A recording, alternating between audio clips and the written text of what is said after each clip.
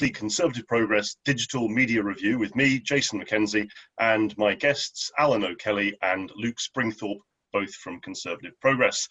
If this is your first time watching, the format is really simple. We each pick a piece which has appeared during the past few days, which has caught our attention, and we kick it around. Simple as that, very relaxed, very laid back. And this week we're looking at three bits, one from Conservative Home, an op-ed by Tom Tugendhat, which says, with the world distracted by the virus, China moves to curb freedom in Hong Kong. And Mr. Tugendhat's got some suggestions as to how we might respond to that. The second piece is from CapEx, and it really tackles this thorny issue of what does the government do post-Covid-19 with regard to helping businesses. So the title is Project Birch must not be a magic money tree, but nor must it be an olive branch to losers. And there are three kind of takeaways from that the state shouldn't be propping up businesses if they're no longer viable, that the Treasury faces this unenviable task coming down the track, accepting that some companies will fail, and that government must focus on leveling the playing field, not trying to pick some winners and prop up some losers.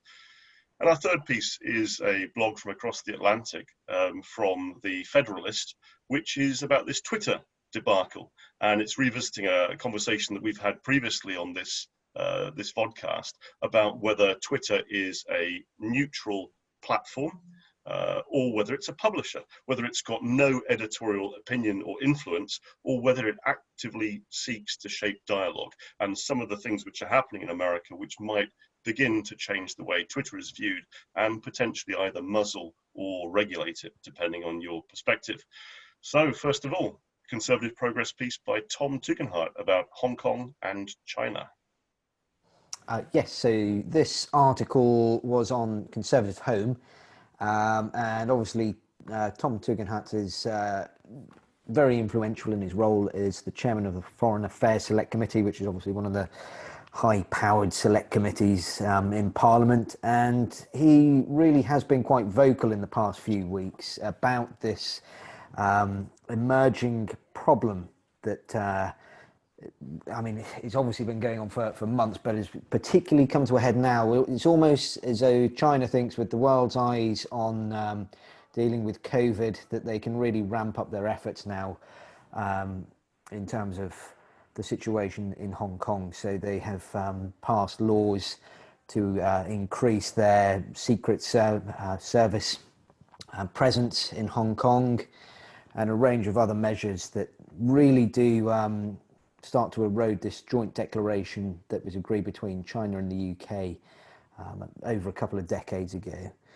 So what Tom Tugendhat is calling for in this article, it's a couple of things. So one has actually already got quite high-level support from ministers such as Priti Patel and Raab, and that's to actually agree to relocate Hong Kongers who may want to come to Britain to actually flee this direction of travel that Hong Kong is now being subjected to.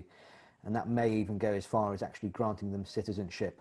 That's the first part of it. But the other that really kind of caught my eye and potentially has far bigger implications is actually he was going on to mention how Britain, over the last decade or so, I mean, we probably remember when David Cameron rolled out the red carpet for Xi Jinping, and there was a reception at Buckingham Palace, and the two of them very famously at one of David Cameron's favourite pubs, drinking an ale together. So he was really talking about how the UK has been a kind of golden bridge into Europe for China over the last decade, and that we now, he says, how we've turned a blind eye to intellectual property theft, spying, and even censorship in our own universities. And now Beijing's actions are calling into question Britain's world as an international partner to China. We must act. Now, that's something that's really not going to please Beijing at all, and they've already come out and said that if the UK were to give this deal to Hong Kongers to relocate to the UK, there would be implications. They haven't said exactly what that means, but a thinly veiled threat. But they certainly won't like this talk that the UK may be about to try and kind of be a bit of a thorn in their side, as it were, to commercial deals in Europe and further afield. But I think that is the direction of travel that things are headed in now. There's a lot of talk about a kind of extension to the G7, the world's most powerful economies, to what they're calling the D10 group, which would include not just the G7, but India, Australia and South Korea as well, to really form a political and economic bloc that can actually have a bit of clout against China. And you really can't help but feel that we are potentially heading towards a new Cold War type scenario where obviously China has been this real motor in the engine of unfettered globalization, producing huge amounts of raw materials and manufactured goods. And if we're talking about, do we really trust China anymore? Growing questions about whether it's a working partnership. Are we heading towards a scenario where liberal democracies are no longer comfortable with that level of reliance that we've placed on China without really questioning it for almost 2 decades now? And is that about to get reversed? Because if it is, that there are going to be very big challenges there, both political and economic, because it has been a big driver undoubtedly in keeping inflation low in Western economies and driving up standards in terms of affordability of cheap goods. That may be something that's perhaps about to come to an end, and we really have to ask ourselves,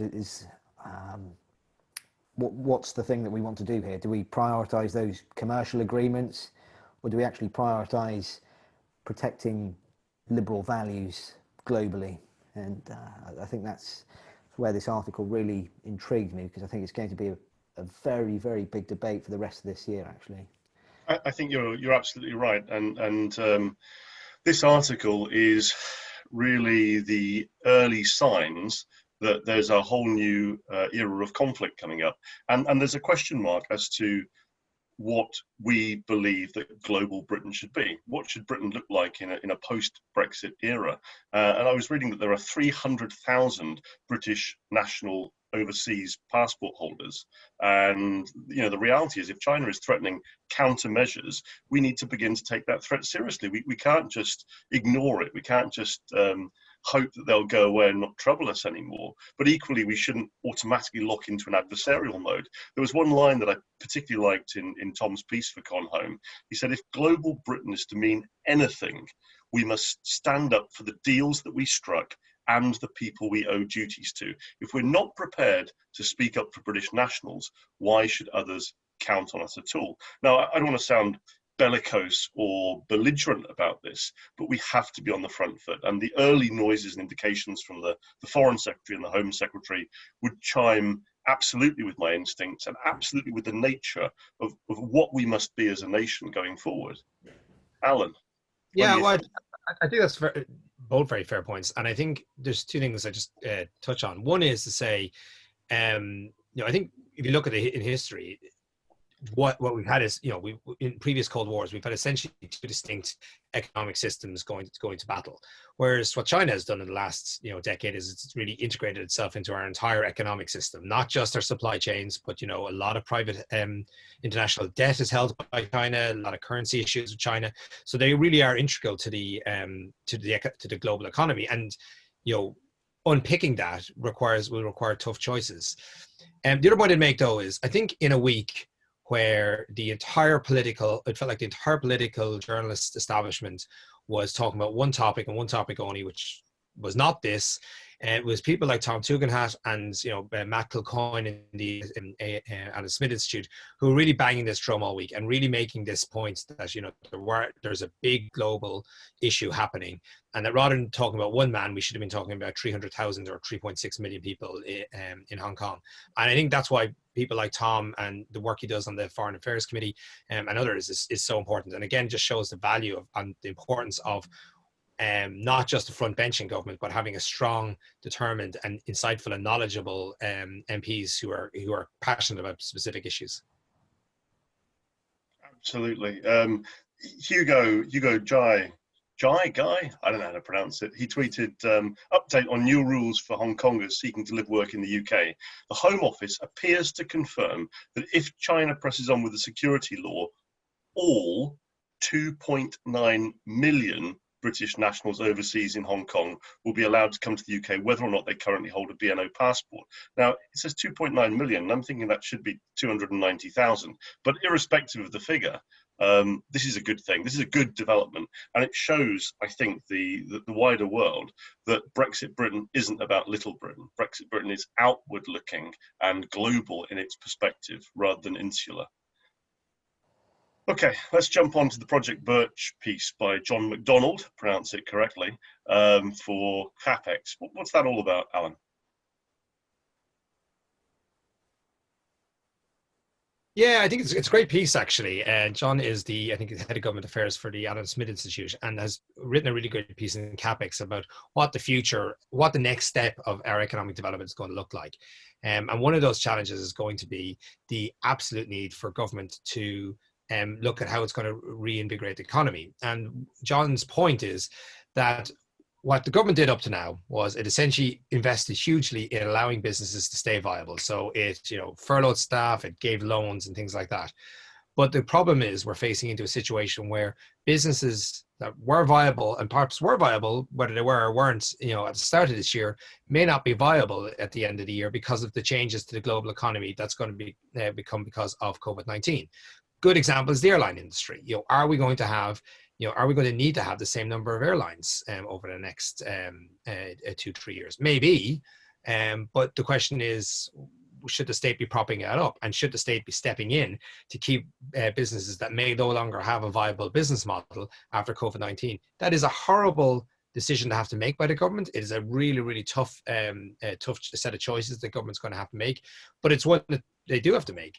But the piece goes on to talk about how you protect the productive capacity of the economy. I think that's so important. And there's some really interesting ideas about a debt forgiveness scheme for businesses that were viable before this and can show continued viability. There's questions around what we can do about reducing the factory tax and taxes on manufacturing. And I think these are all of things we're going to start talking about. The economic discussion up to now has been really, really about how we get through the current crisis. But we are now, in the next couple of weeks and months, moving into a next phase, which is, what does the future of this economy look like? And for some, and sadly, that means there's going to be huge challenges, and it means there's going to be massive changes to their businesses and to how we go about doing things. For others, there's opportunities, and we need to make sure, and it's the duty of government to make sure that it doesn't just try and pick winners, that it levels the playing field for all, and it allows the return of entrepreneurship. It allows the small businesses to have a voice, and it makes sure that we're propping up and supporting the right businesses. Luke, what's your take, mate? Yeah, I think it's a really interesting piece, actually. And I've always said that there are kind of two phases to this. One is the public health side, and then once the debate moves on from there, we very quickly realise that the economy is absolutely tanking, and how we get that back on track. And that's where really difficult decisions do have to be made. I see it in two phases, though, personally. So I think as long as the government is imposing restrictions on industries, I think it's irresponsible for government to not be offering some kind of support, frankly, reflective of the fact that these are government-imposed restrictions. Because the moment that government says, well, we're going to impose these restrictions, you're going to hemorrhage a load of money, but it's your responsibility to pick up the bill. I think that's when compliance starts to break down, actually, and I think you need to be very careful how quickly government kind of yanks the cord on this support that they've given. But that said, obviously there has to be some kind of timetable on that. So I assume the government has, although they've publicly communicated to us certain elements of the timetable, I assume and hope that there's a more detailed timetable sat in the safe somewhere at 10 Downing Street. So you would hope they've got an idea when these restrictions on aviation and the likes might start to come to an end. And then at that point, I think there's the second phase is to reignite consumer demand, because I think that is absolutely critical. We need to find the quickest way of getting cash back into people's pockets and getting them spending it on what they want as soon as possible. And I think it's only really after that stage that we'll actually have a feel for, because there's so much hype now. Oh, you know, everyone's attitude towards everything's going to change, you know, offices are done and, you know, everyone's going to work from home forever. They're only ever going to shop online. And some of it I'm a little skeptical about. I think actually people are going to be hankering to meet colleagues again and to do some of the things. I think this idea that human interaction is finished, I think is really far-fetched. But I think once you've got cash back in people's pockets and getting them out spending, then you'll start to see where is it being spent. And I definitely think once the lockdown restrictions are eased, I think the idea of kind of further bailouts really has to come to an end, because at that point, in my eyes, it becomes less extraordinary and more of a normal recession. And I kind of think at the end of the day, I know Virgin Atlantic are saying they desperately need a bailout, but then, you know, you look at businesses like Ryanair, for example, they don't seem to be clamouring for state aid and the likes. And you think, well, does this start to become a difference between a company that has been well managed and perhaps has slightly more reserves to come out of this, and frankly a company that maybe just had a little bit too much debt on their balance sheet and was going to fall victim, whether it was a COVID-induced recession or maybe another more conventional recession? I think that's where it was really interesting article actually about the paragraph which really jumped out for me was this, that big businesses and trade unions can mount powerful PR campaigns and they can effectively lobby politicians, which distorts the profit-seeking process. Smaller companies and new competitors don't always have the ear of the powerful, it says. It's the government's job to create level playing fields of competition, not choose the winner from the outset. And I think that plays to an underlying question as to what this government's political philosophy and policy outlook will be. Will it be one based on an assumption of equality of opportunity and levelling the playing field, or will it succumb to the various lobbying forces to pick winners and to favour some businesses and some industries over others? And this is where we have to have, I believe, absolute integrity and impartiality. We need to view this from a clean, ideological perspective, actually, and you know, you'll know that I think ideology is a positive word, not a dirty word, that's intellectually consistent and that applies to all of business and all of society. And if the government's able to do that rather than being biased and rather than bending one way or another as their ear is tugged, then I think we can emerge from this with a government that the public can support. But if the government plays favourites and if the government rolls the dice on this company or that company or this individual or this industry, and, you know, notwithstanding your point, Luke, about them having to be fair on, particularly on industries that are unnecessarily or particularly constrained or restrained by government regulation or legislation, then this could be a complete cluster thing. Couldn't it, Alan? Yeah, I think, well, and I think one of the interesting things about all this as well is what I agree completely about what the government's future view of how it's going to regulate business and how it's going to manage business is going to go. Because, and I even wonder, has the public's view of all this going to change? Because one of the things we've seen in the last while is this is now in the last 2 decades. Let's take the airline industry.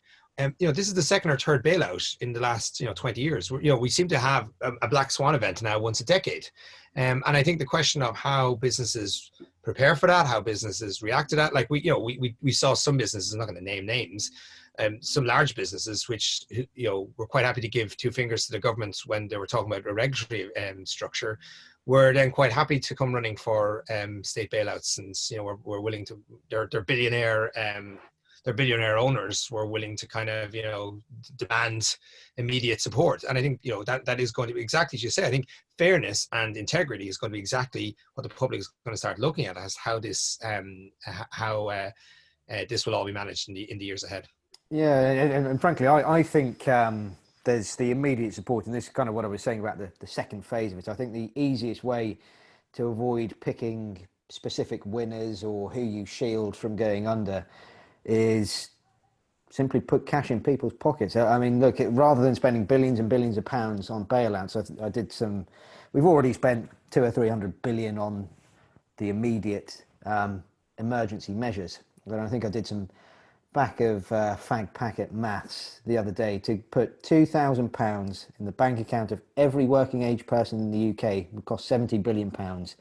Now, as I say, you could spend tens of billions bailing out all these companies, or you could simply give people a check and say, go and spend this where you want. And it's a bailout of sorts, isn't it? Because you're immediately getting cash back through the businesses of the UK economy, getting consumer spending going. And, if people decide, actually, I think some of these businesses, Alan's right, I think they were falling out of favour before this.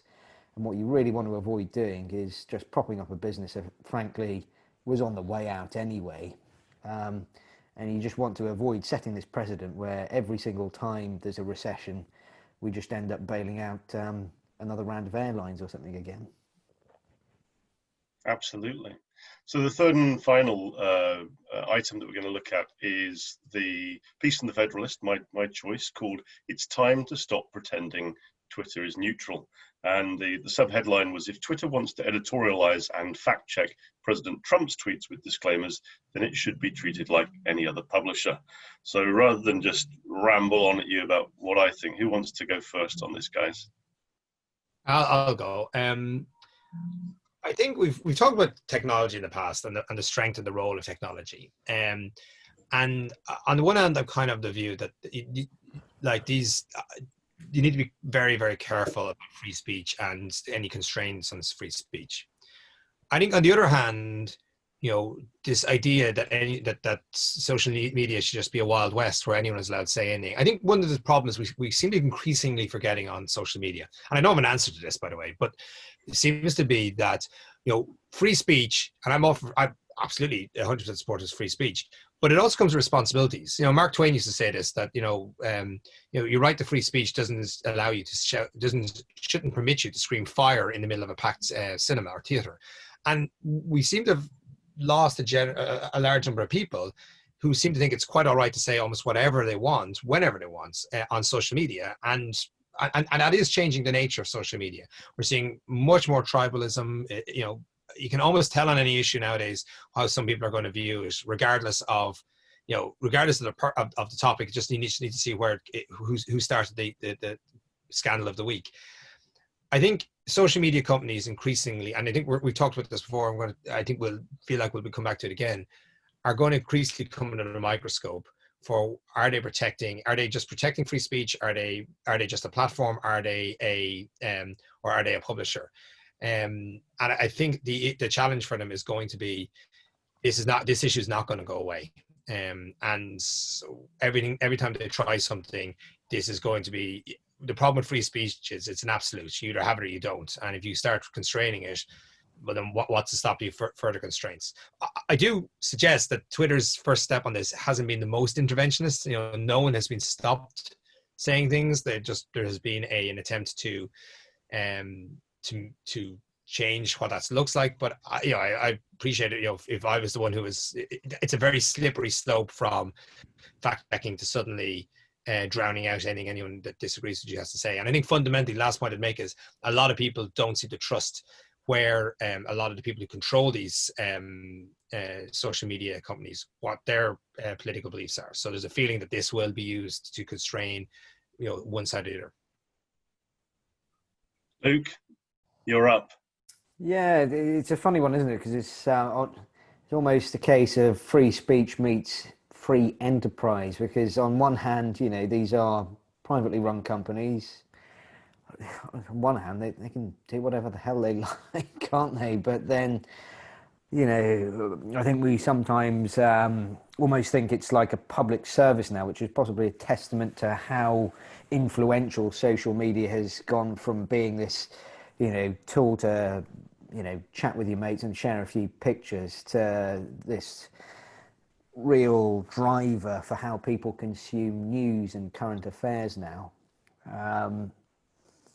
I think Alan's right. I think this is a very lively debate that's evolving, and to be honest, my own views on it are still evolving, because I don't know, if people don't like it, then I don't know, go and read a newspaper or something instead, or consume your news in a different way. I don't really like the idea of getting regulators and the likes involved in.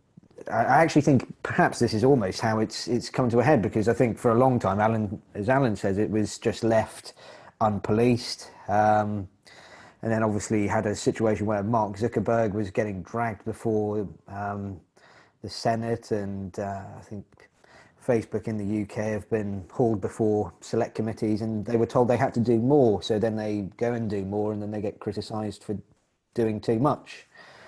So they are stuck in a bit of a hard place between this, just letting people say whatever the hell they like and not really doing anything about it, and perhaps going too far. And